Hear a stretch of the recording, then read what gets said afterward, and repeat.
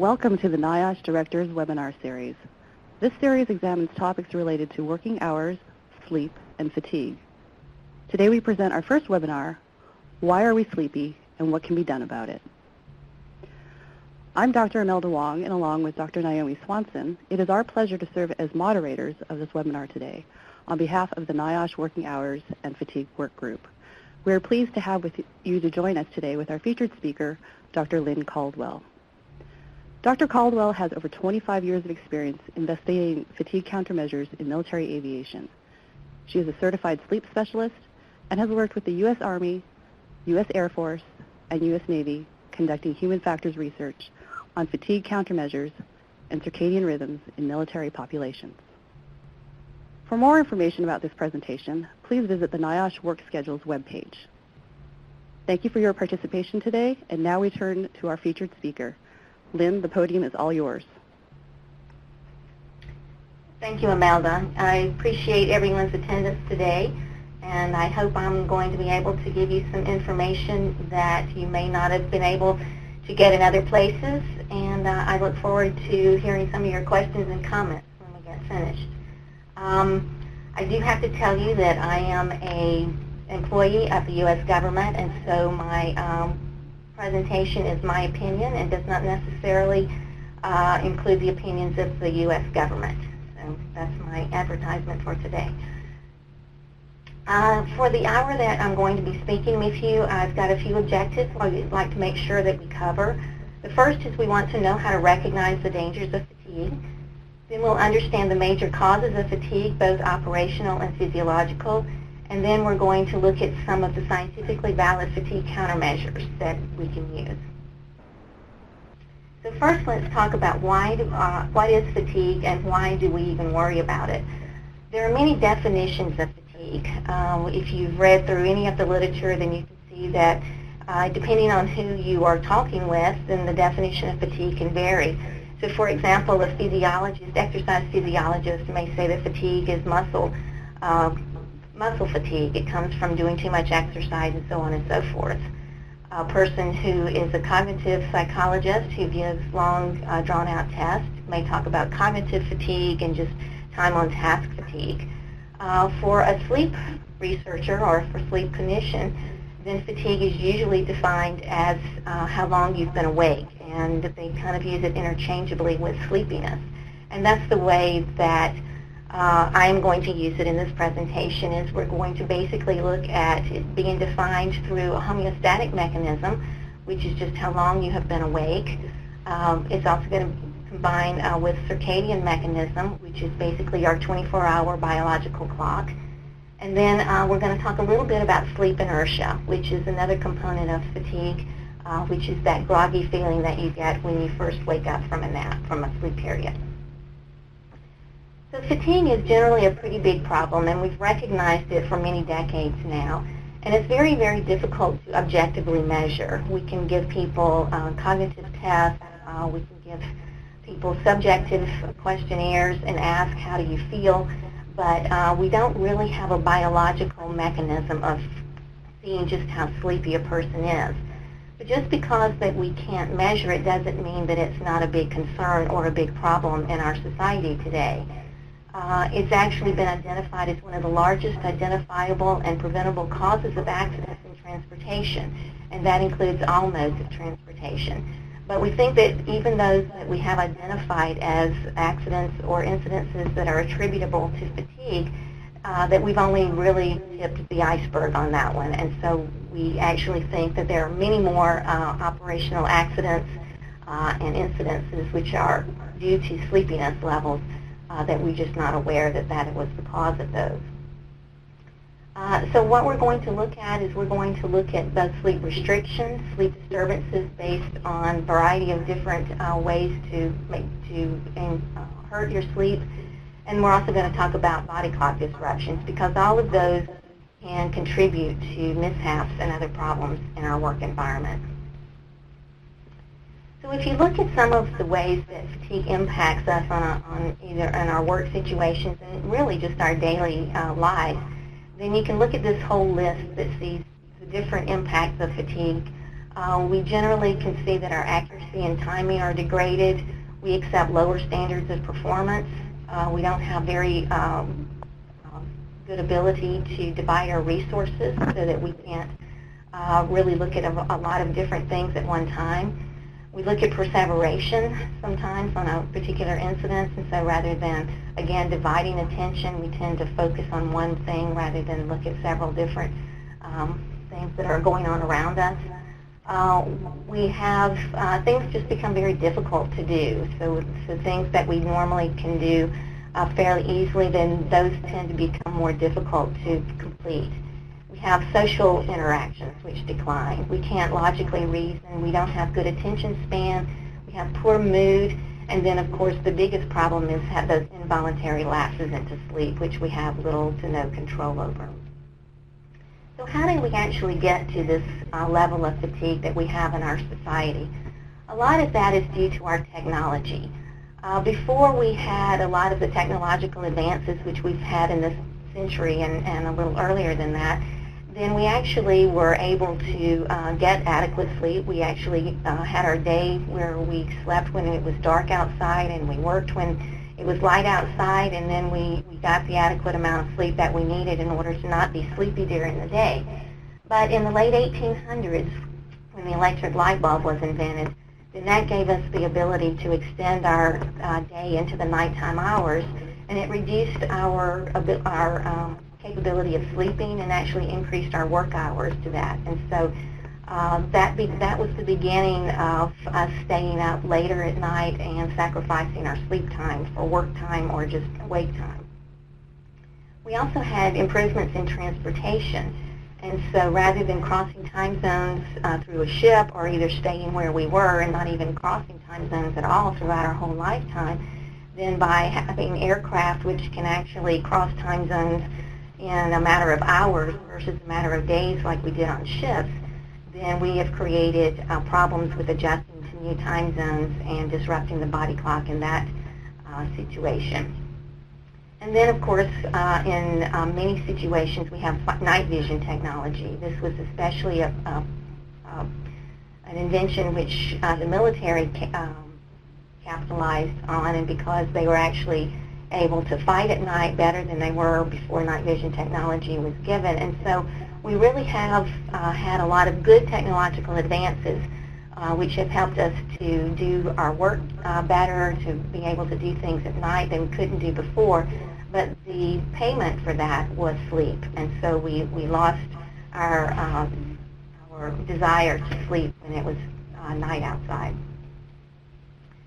So even though technology we tend to blame, we are also at fault too, because rather than choosing sleep and making sleep as a priority, then our 24/7 society has become a norm. And so we've actually been able to do things and sacrifice things and put sleep as a priority. And we have started not even taking into account that sleep is a need that we need to take care of rather than put on the low back burner as something that we should do when we don't have anything else to do. And so even though our society is changing and we are not doing the things that we should be doing, we are ignoring what science has to say about our need for sleep. So let's look at some of the causes that we have for sleep. And so I want to get into the basic mechanisms of sleepiness and what is contributing to those that sleepiness feeling that we have when we don't get adequate sleep. We first want to look at the homeostatic component, and if we want to look at that kind of as a fuel tank, so that when we sleep, we're filling up that fuel tank, we're filling up that reservoir, and as we are awake, then we're emptying that reservoir. And so we're actually able to maybe not fill that up completely sometimes, but that is the desire, is to actually sleep and fill up that reservoir so that we don't have sleepiness problems during the wakefulness hours. Then we have a circadian component, which is our 24-hour rhythm. Those rhythms occur in sleepiness and alertness levels, and we have basically a way that Mother Nature has given us high sleepiness levels in the nighttime hours, low sleepiness levels in the daytime hours, and that's nature's way of keeping us up in the daytime hours and helping us sleep at night.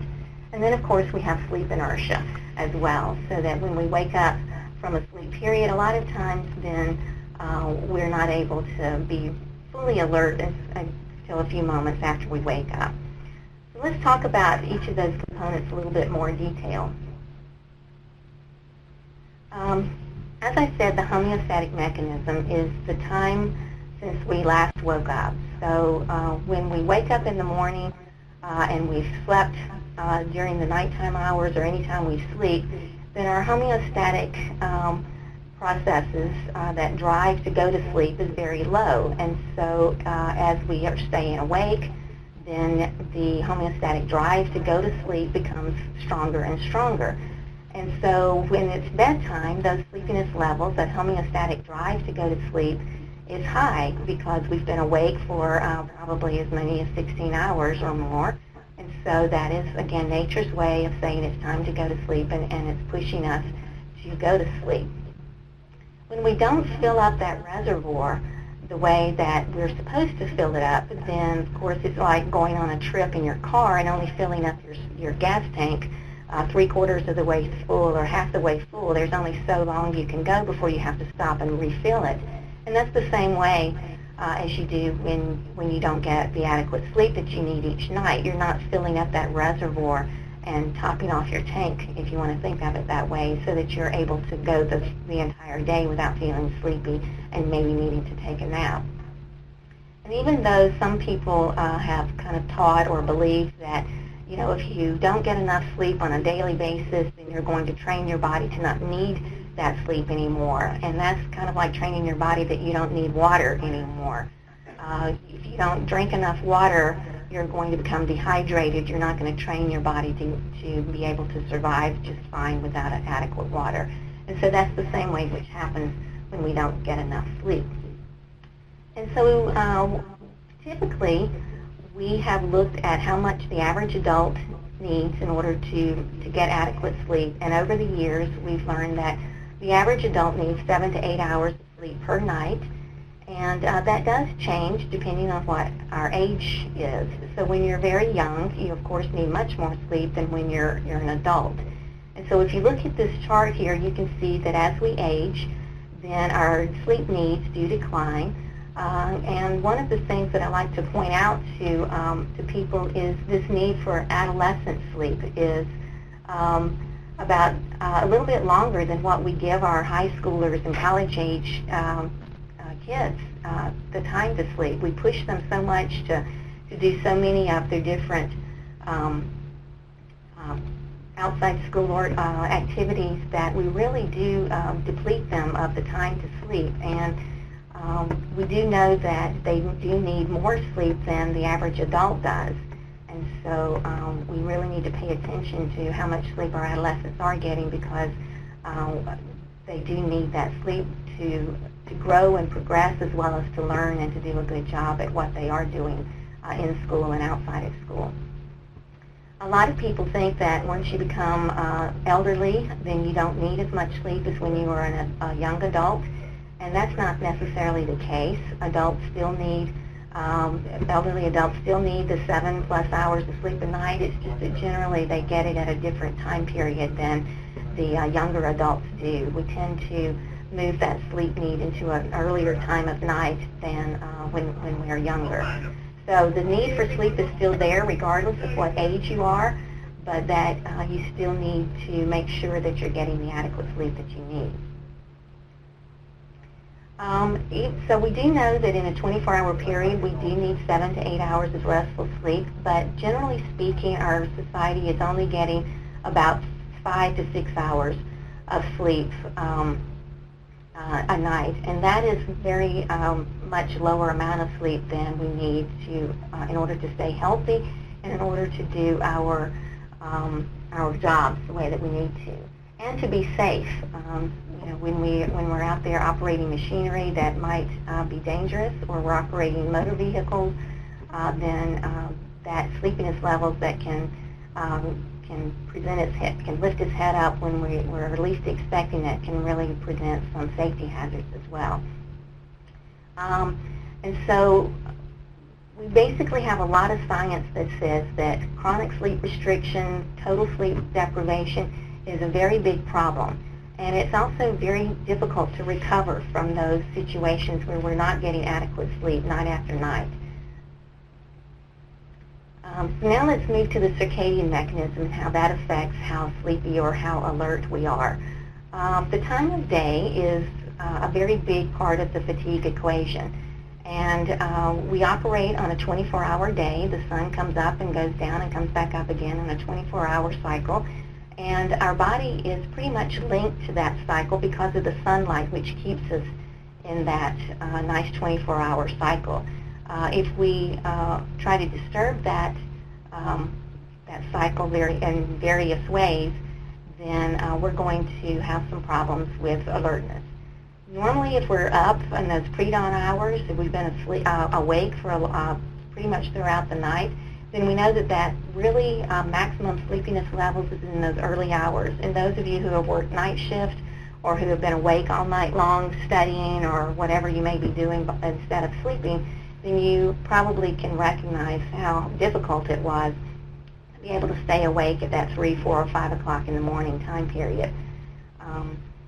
And so one of the things that we need to keep in mind when we're talking about shift workers or people who are working at non-standard hours, if you are trying to work when your body is accustomed to being asleep, then you may have that overriding sleepiness that comes in during your work period. And so that's what we need to pay attention to when we're looking at shift workers is those constant schedule changes, whether it's due to work, whether it's due to travel, or whatever may be disturbing that schedule, then you're going to have problems with sleepiness and therefore having performance problems on top of that.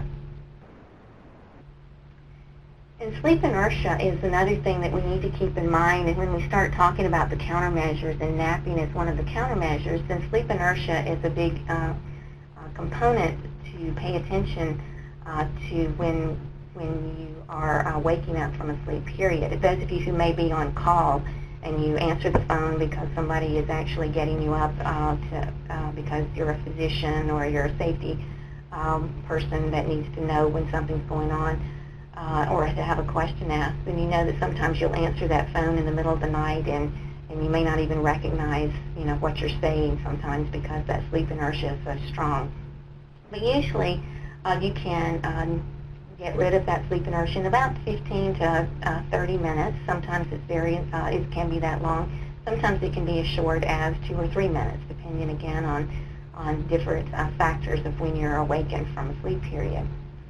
So the only time that you really have to worry about that very much is when you're using naps as a countermeasure, or if you're in one of those situations where you're on call and people may call you during your sleep period in order to ask questions or have you make decisions. So when we look at these mechanisms and then combine them together, the sleep deprivation, the circadian mechanism combined, then you can see that it can really create a very interesting alertness and performance graph. These data are data which were collected over a 64-hour continuous wakefulness period of some Army helicopter pilots. And we kept them awake over this period of time and tested them in the simulator on some flight data that we were measuring for them. And these are scores from their flights. And you can see that when they first started on their flights, then they were actually able to do fairly well in their flight until they actually got into the early morning hours. And you can see that very big decline at the 5 o'clock period. And you can see that, they thought they were doing fine, but then as long as when they got into that circadian dip in the morning, then their performance levels were pretty low. But then, as the day wears on the next morning, then their performance improves quite a bit. And so, as you can imagine, what a lot of people think when they get to this part of their wakefulness period is they think, oh, well, I'm doing fine. I'm getting used to this sleep deprivation. I'm going to be able to perform just fine. And so they do that, and that's, again, that circadian rhythm of alertness taking over a little bit. But then as the longer they're awake and they get into those early morning hours, you can see that performance once again declines quite a bit, and then it never really recovers. So even though we may have a recovery from that circadian rhythm of alertness, those performance and alertness levels are still not to the same point as it was during their baseline periods when they were well rested.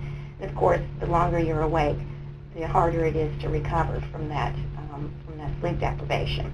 So you get a continuous decline in performance, which is your homeostatic mechanism kicking in. You're continuously awake. You're not refilling your reservoir at all, and so performance levels are continuing to decline the longer you're awake. And then you also have that circadian component mixed in, so that you actually do decline in those early morning hours. But then, as the circadian rhythm alertness comes in during that that late part of the morning and midday, then you can see that you do think that you're going to be okay. And this is the danger part, especially for people like truck drivers, train drivers, people who think that, oh, okay, I'm waking up now, I'm doing just fine. You can still have those periods of performance declines and sleepiness, and it kind of fools you into thinking that you're doing better than you really are. So let's talk a little bit about circadian rhythms and how that is affected by changes in schedule. So we know that most biological and psychological processes can vary on a 24-hour cycle, and these include things like body temperature, a variety of different hormones, and alertness and sleepiness levels as well, all operate on a 24-hour cycle. Our normal rhythm is slightly longer than 24 hours. If you are dealing with someone who is blind that doesn't have the ability to see any light at all, then you know that they may have a circadian rhythm problem because their rhythm is slightly longer than 24 hours and they don't have the light to help keep resetting them to a 24-hour rhythm. So whenever we're exposed to light and to sun, then we do get that reset of the rhythm, and so we are constantly in that 24-hour rhythm. So there are some things which can affect that rhythm, and these two things mainly are jet lag and shift lag. And so if we look at some of the problems associated with these circadian adjustment problems, then we can see that many of them are cognitive problems that are the same as when you're just sleep deprived and not getting adequate sleep, such as loss of ability to concentrate, performance decrements, and so on and so forth. However, you'll also notice that a lot of the problems which occur due to circadian maladjustment are physical problems, such as headache, constipation, loss of appetite. And so a lot of that is because our body is not able to adjust very well to new changes in either activity levels or time zone changes, in which case we're trying to do things when our body is out of sync. So we're trying to be awake when our body is supposed to be asleep, or we're trying to sleep when our body is scheduled to be awake. And so depending on whether it's due to a shift change, you're now working nights or working early mornings or something, or it's due to time travel, you're actually going across different time zones, then those will disrupt your circadian cycle.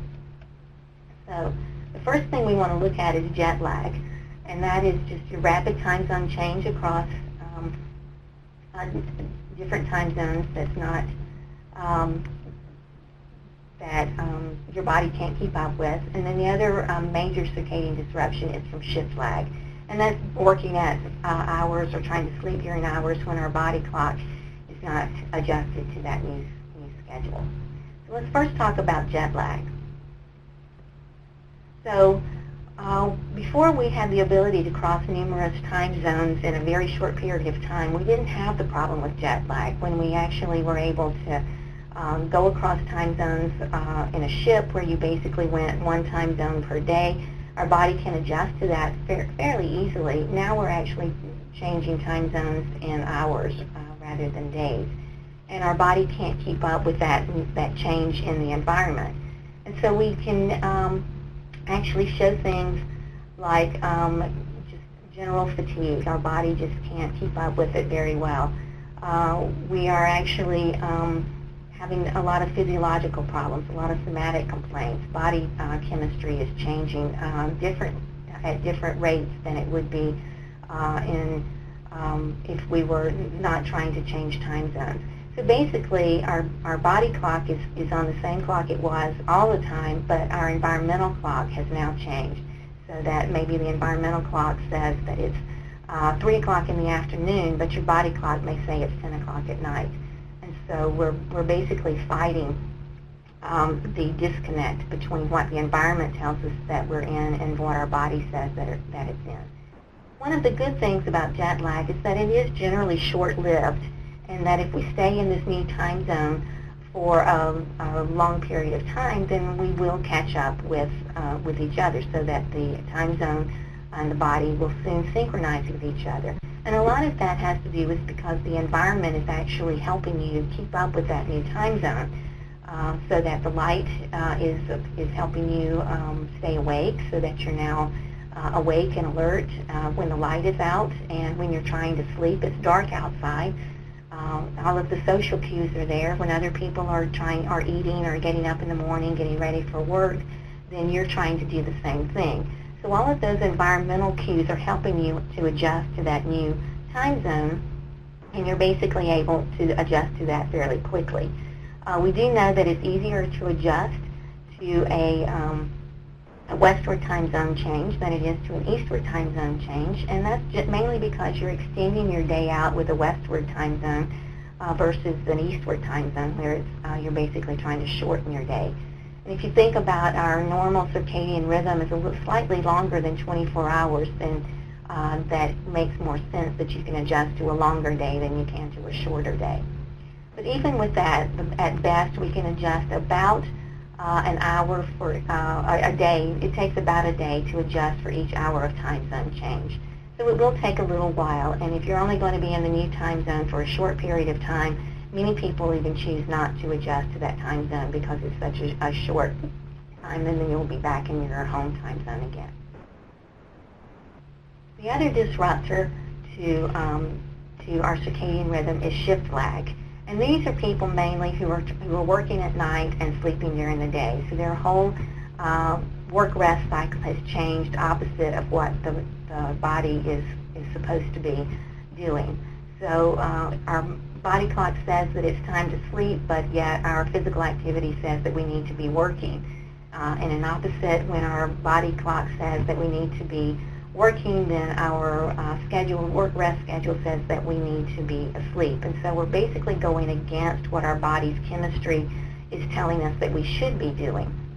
And so it creates a whole lot of problems for alertness, it creates health problems, and it creates performance problems. So any of you who are possibly supervising night shift workers or on night shift yourself, you've probably recognized that you don't have the productivity levels in your night shift workers that you do in your day shift workers. You may have more accidents on night shift than you do on day shift. And people who are trying to work that shift find a lot of difficulty in sleeping during the day as well, which adds to that whole problem with having alertness levels at a good level while they're trying to work.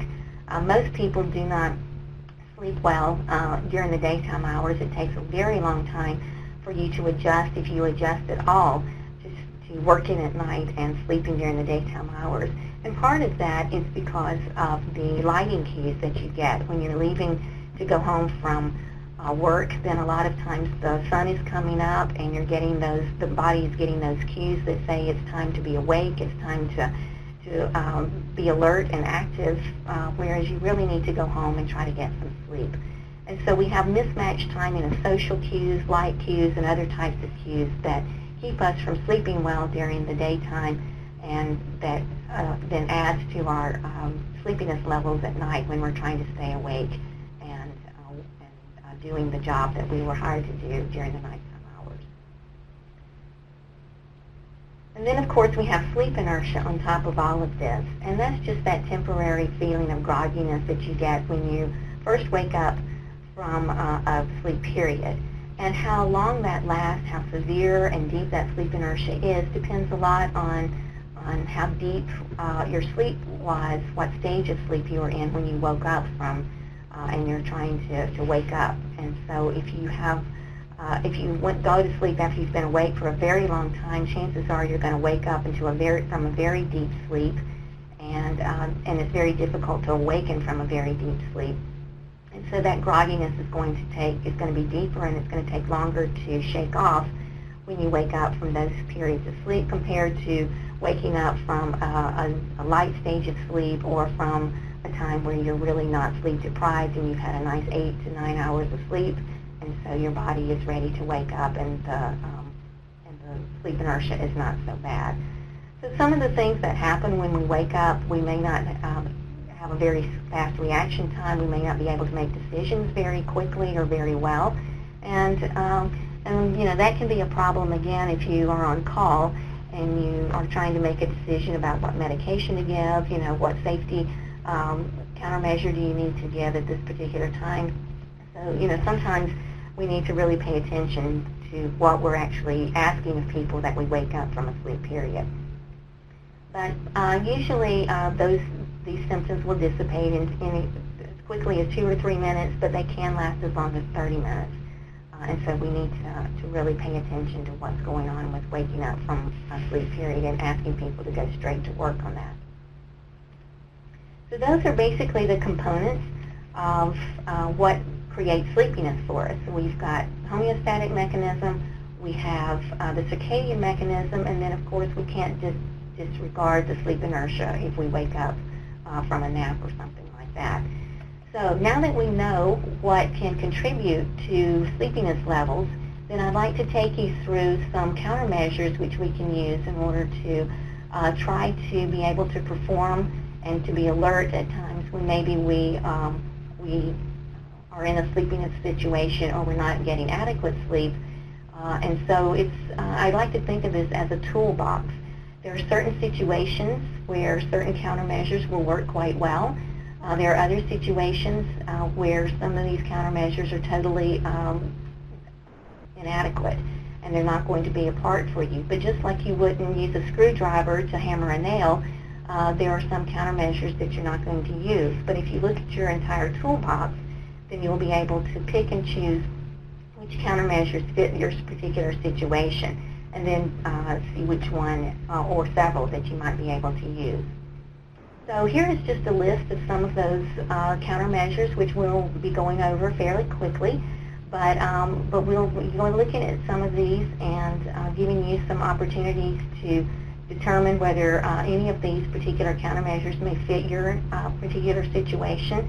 And sometimes we even can combine these countermeasures together in order to make the best of just a few of them. So the first one, of course, is to avoid sleep deprivation, sleep restriction to start with. And so if we get adequate sleep before we head out to start our day, then we're going to have less sleepiness during the day, and we're going to be able to perform as well as we could, as we can expect to. So how do you know if you're not getting enough sleep? Well, if you're falling asleep during meetings or when you're working or when you're having time in periods at your desk and you have to get up because you're falling asleep at your desk, then chances are that you're not getting adequate sleep during your nighttime sleep period. And so you really want to evaluate, how much sleep are you getting at night, and do I need to increase that amount of sleep? If you're only getting 5 or 6 hours of sleep a night, chances are you are not getting enough sleep. And so you may want to now take, and go up, if you're getting 6 hours of sleep, extend that to 6.5 hours of sleep, and see how do you feel on a daily basis. If you're still really sleepy, then you want to increase that sleep period a little bit more until when you go through the day, then you're not sleepy during the day and you're able to stay awake and alert throughout your work period and on into the evening. There are people who do not need a lot of sleep, but that's a very, very small portion of our population. And just because your neighbor says that he or she only needs 4 or 5 hours of sleep per night and they perform quite well, that doesn't mean that you're one of those people as well. And so this is something that we just have to take on as an individual basis and figure out for ourselves. And knowing that the average person needs 7 to 8 hours of sleep per night. And here was an experiment which was done several years ago looking at how long it takes people to sleep and what their performance levels are like under certain amounts of sleep. This is a study in which a performance vigilance task, the PVT, was given, and this is a very common task that researchers use because it's easy to use. It has no learning curve, and so you can give it, it's about a 10-minute task, and it basically asks you to respond to a light which comes on, and it counts up in milliseconds, and you press a button, and that's your response. If it takes you longer than 500 milliseconds to respond to that stimulus, then that means that you have basically responded too slowly, and that's considered a lapse. And so that's what we see a lot of times in these measures, is the number of lapses that occur under certain situations. So in this particular study, there were 3 days of baseline given to this group of people, and that was at 8 hours time in bed. And so everyone came into the study, and they got a nice rested period of sleep. And then they were put into one of 4 groups. One group received 9 hours time in bed per night, one group received 7, one group received 5 hours time in bed, and one group received 3 hours time in bed. And so you can see that when they were put into these groups and then tested on this PVT, the number of lapses which occurred across this 7-day period of sleep restriction. And so you can see that the 9 hours time in bed group basically had very few lapses during this task. The 7 hours time in bed, about after 3 or 4 days, they began to have longer lapses and more lapses. The 5 hours time in bed started having those lapses much sooner in the sleep restriction period. And of course, those that were only receiving 3 hours in time in bed and 3 hours of sleep, by the 2nd to 3rd day of this sleep schedule, were beginning to have a lot of lapses in this test. And then after this 1-week sleep restriction period, then the people were given 3 days to recover, giving 9 hours time in bed on the recovery sleep. And this was one of the first studies in which recovery was looked at from sleep restriction. We had done a lot of studies in which total sleep deprivation was given to the research participants, but then recovery sleep was pretty quick after that. But what this study actually revealed to us is that when you are getting constant sleep restriction, getting a constant inadequate amount of time in bed, that it takes a very long time to recover from this sleep restriction period, this chronic sleep restriction. You can see that even though performance was better in all of these groups during their recovery period, that none of them went back down to baseline levels. And so this actually gave us a lot of information about how long does it take to recover from chronic sleep restriction. And if you think about the way that our normal work week is, we have maybe 5 days of work where we're only sleeping 5-6 hours a night, and then we have 2 days off, and maybe we try to do actual recovery from that time sleep restriction during the week. But you can see that with even 9 to 8 hours time in bed, we are not recovered when we're severely sleep restricted. And so this actually was very important to us, both scientifically and clinically, because we have so many people who get inadequate sleep during their working week, and then we give them very little time to recover from that work week before we're back off to that same schedule again. So the question arises is, well, how long does it take to recover from sleep restriction period? And most research indicates that it's very slowly, that even after 7 days of sleep restriction, 3 nights of 8 hours time in bed was not enough to sufficiently recover. And so we were looking at different ways of, well, how can we recover from this? And so this study actually looked at preloading people having quite a bit of sleep before you go into a sleep restriction period. And if you think about this, if you know that you're going to be given a very long work week, and so maybe this is an inventory work week, or you're going to be traveling a lot and you're not going to be getting adequate sleep, and you know that before you go into this period of sleep restriction, then before you go into there, then maybe you can actually extend your time in bed before that sleep restriction period. So that's what happened in this particular study, is that before the baseline period here, then people were given habitual time in bed for 7 hours for 7 days and for the previous 7 days. And so during their baseline sleep, then they came into that sleep restriction period with their basically 7 hours time in bed.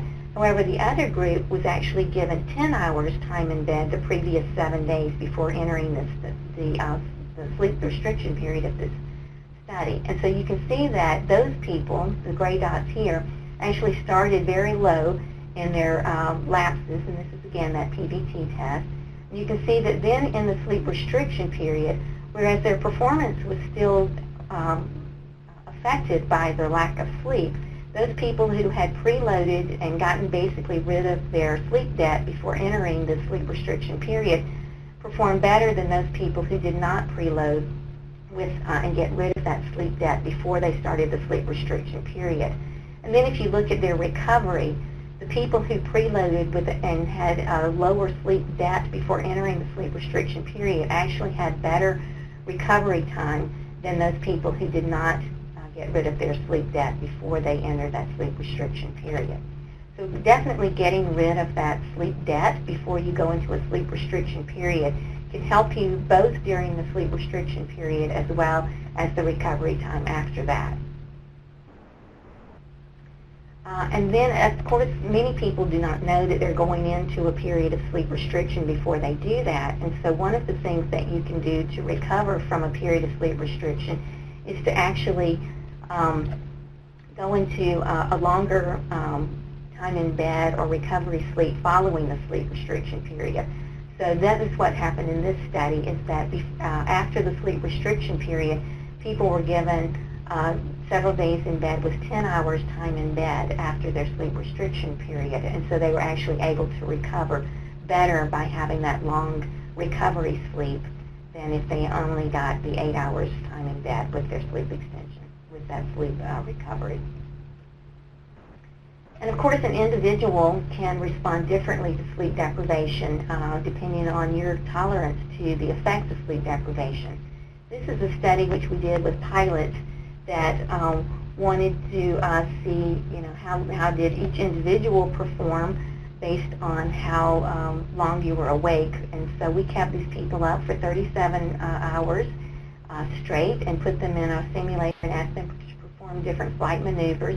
And you can see that some people actually performed well or fairly well under sleep deprivation conditions, but some people performed very poorly, and one person performed really well. And so the tolerance to the effects of sleep deprivation vary quite a bit by individual. And so you need to be aware of, are you some of these people down here? Do you perform more up here? Or are you one of those more resistant people? And we're not as resistant as we like to think that we are. And then, of course, to get good sleep, we need to use good sleep habits. And so one of the things that we can do is to avoid technology at night. Remember that light is an alertness stimulant. And so if we are reading e-books, looking at computers, TVs right before bed, then that is preventing our melatonin, which is our sleep hormone, from kicking in. So we need to make sure that we don't have that light stimulating us before we're trying to sleep at night. We want to minimize our noise levels so that we are not affected by the noise there. We want to minimize light wherever that light is coming from. If you have a nice cool room, then you're going to be able to sleep better than if you have a hot room. Make sure that your mattress and pillows are very comfortable. Don't wait until your mattress is 30 years old before you change it out. So make sure your sleep surface is good. Don't go to bed hungry, but also don't go to bed really full. And so those are just some things that you can do to help make your sleep that you do have as good as it can be. And one of the things that we also try to help people do is to make sure that when you're planning your shift work, if you have 24/7 scheduling in your operations, that you make sure that you have a good roster. There are books and long reports which help you find out which are our best ways to plan our rosters, how to schedule your shifts. There is no easy schedule. Someone's going to always suffer from that, but you can make schedules the best that they can be. And one of them is just to look how many night shifts you have. You want to make those as few as possible. Don't have really long shifts. Make sure that you're making sure that people are aware of what is needed when they're on night shift. Look at your light levels at night. Help people understand the way that they can sleep better during the day, looking at some of those factors we mentioned earlier about actually being able to avoid light to sleep during the daytime hours. Educate people on what to expect from night shift, knowing that you're not going to be alert when you're on night shift. And this is just an idea of how performance occurs on night shift. You can see that on night, errors are going to increase. They'll decrease during the day. You have that slight increase in errors during that mid-afternoon dip. But then as again, nighttime increases, night workers increase, and we're going to have higher rates of error rates than when we do during the day. There are scheduling aids out there. Some of them are better than others, but they all basically take into account, what is it going to be like based on the time of day that you're working or trying to fly or do your ship, and how much sleep have you gotten. And so they are very good scheduling aids out there. For those of you who would like to get more information about that, then I can give you some that we do for the military, but there are also some out there that are just as good that the civilian organizations are using. Light exposure is very key to making sure that we either get adequate sleep or that we can be alert during the nighttime hours or alert when we need to be alert. It is very good at resetting the body clock. Light in the morning is going to help you be alert in the morning, and it's going to help you wake up a little bit more. Light in the evening will help you on a night shift so that it can delay your rhythm and make you alert later in the day than if you have just light in the morning. It does have a very acute effect as well, and so if you are actually going to have night workers, then you might want to have higher light levels in their work environment so that they can actually have an alertness boost from that light exposure. This is just some data which just show that when people are exposed to light during their night shift, then their alertness levels are basically higher. Their vigilance tasks are better when you're exposed to light during your night shift than when you're just exposed to just normal room light during your night shift period. With those of you who don't think it's horrible that you're sleeping when you're on your work schedule, then naps can be a very powerful countermeasure to increase alertness levels following the nap.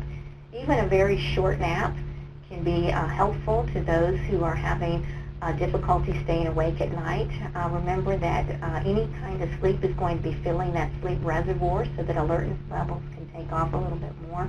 And so, if you can give your people a little bit of time to just take a nap, then you're able to actually help performance a little bit later on. And so you can see that this was a study in which nap was given right before a work period right here. And so you can see that following the initial sleep inertia that you get from waking up from a nap, that performance during that time of night when we normally get that huge dip in alertness levels, then it was able to keep those alertness levels a little bit higher than those people who didn't get the nap at all.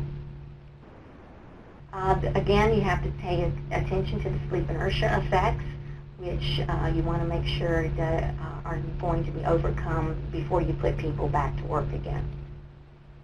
Some of the ways that we can overcome sleep inertia is when you wake up from a deep sleep, it's going to be deeper, and so you want to give people time to get through that, and during that time that you're giving, that anywhere from 15 to 30 minutes that you're giving them between waking up from the nap and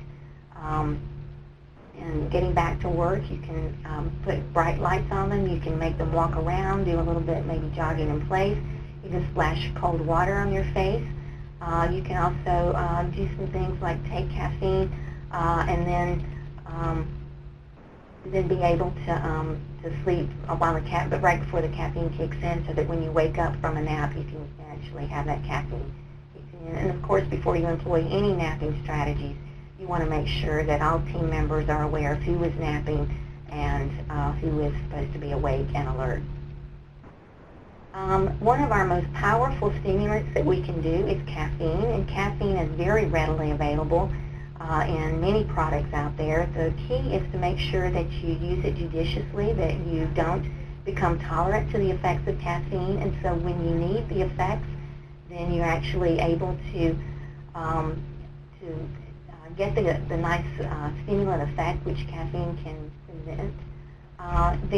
For people who work shift work and night work, there is a prescription stimulant or alertness aid which is out there called modafinil. Trade name is Provigil, and it can be prescribed for some situations. But you must have a prescription for that, and therefore medical oversight before you use that type of medication. Caffeine can work very well, but it does take a little while for its effects to kick in. And so you want to make sure that when you use caffeine, that you use it when you need it. Decaffeinate yourself when you don't need it. So, for example, when I go and work nights, I can get by with a cup of coffee about 2 to 3 o'clock in the morning because normally I don't drink caffeine. And so when I need that stimulant effect, which caffeine can give me, then it works very well, and I don't need to take 600 milligrams. I can get 100 milligrams and do just fine. And so some of the common sources of caffeine are out there. You can see how much caffeine you're drinking and whether you need to get rid of it so that when you do need that caffeine boost, then you're not going to be having to drink a lot of caffeinated beverage in order to get that same boost that you would normally get. And this is just some data which shows how well caffeine can help you with your alertness levels when you're taking certain amounts of caffeine. You can pair it with a nap, and that would be, that's a very wonderful combination countermeasure with caffeine, which takes about 30 minutes to kick in. So you can drink a caffeinated beverage, take about a 20-minute nap, and then by the time the caffeine kicks in, then you're actually able to combine those countermeasures quite well for continuous work. Rest breaks are a very good way to get rid of some of the boredom, which can unmask sleepiness and kind of improve productivity and at least reduce a lot of the subjective sleepiness. But you don't want to do a strenuous rest break, and usually it's recommended that you get a break at least every hour for maybe 5 to 10 minutes in order to help alertness levels recover. And here are some data which just show you that a break is usually fairly short-lived, but that if you do that about every hour, then you're able to make it through a shift that otherwise might have some difficulty with staying alert and on task. Body posture is also a very good way to help you stay alert. If you're in a situation where you can stand instead of sit, then you can show that people that are standing are able to stay alert a little bit better than people who are sitting. And that's a physiological mechanism kicking in that's helping you stay alert. So it is actually something that has been shown in science that it can make a big difference in your both your slow wave activity, which indicates sleepiness levels, and in your performance on your vigilance task. Sleep disorders are a very good reason why some people may be sleepy during the daytime hours. You may be thinking that you're getting a lot of sleep at night, and why am I still sleepy during the daytime hours? And if that's the case, then you may want to go to a sleep clinic and find out if you have a sleep disorder, because if you have an untreated sleep disorder, then no matter how much sleep you're trying to get at the nighttime hours, it's not going to get rid of the daytime sleepiness unless you can treat those sleep disorders. And sleep apnea is one of the most common sleep disorders we have out there, and there are some very good treatments for that, which can then keep you nice and alert and healthy during the daytime hours. So there are other sleep disorders as well. Restless leg syndrome, periodic limb movements is one, narcolepsy. Then there are some physiological disorders which prevent you from sleeping well, which like reflux. Headaches can keep you from sleeping well. And so make sure that you screen out any kind of sleep disorders which may be decreasing your ability to sleep at night, and therefore is preventing you from being as alert as you need to be during the nighttime, during your daytime work hours. Sometimes people will tell you all these wonderful things that they do in order to stay awake, either on drives, long drives that they have during the when they're trying to go on vacation, or just different ways that you can stay alert. And it may work for them okay, but you certainly wouldn't want to bet your life on something that doesn't have scientific validity behind what you can do with that. So one thing that you want to do if somebody is telling you that they have a great way to stay awake during the nighttime hours is, don't tell them never mind, but at least look it up and make sure that whatever they're telling you has got some science behind it, because just because it works, it's got an idiosyncratic effect on one person doesn't mean it's something that everybody can use, and it works just fine with them. So always check out scientifically whatever countermeasures that somebody might be telling you is going to keep them alert and awake, especially when it's very safety important, relevant to do that. So in summary, I know I've been through this very quickly. There's a lot of information here, and I'm sure you're going to have some questions, and I can clarify some things. But basically, we do know that fatigue is a huge problem in our safety-sensitive occupations. It can be managed. We need to manage them with scientifically validated countermeasures. There are a lot out there. I've hit on the ones that are the most common, the most researched, and so we know out there they are out there. We know that they have some science behind them. They don't work in every situation, but they do work in many situations. And so with your toolbox of countermeasures out there, you can go through them, find out which one works for you, which one works for your particular work situation, and employ them to the best of your ability. And so that concludes my presentation. I thank you. I'm sorry I'm not there with you in person, but I appreciate your attention, and I'm open for questions. So I just want to thank Lynn for a wonderful presentation today. I want to thank everyone for their participation, and we look forward to seeing you at our next webinar. Thank you.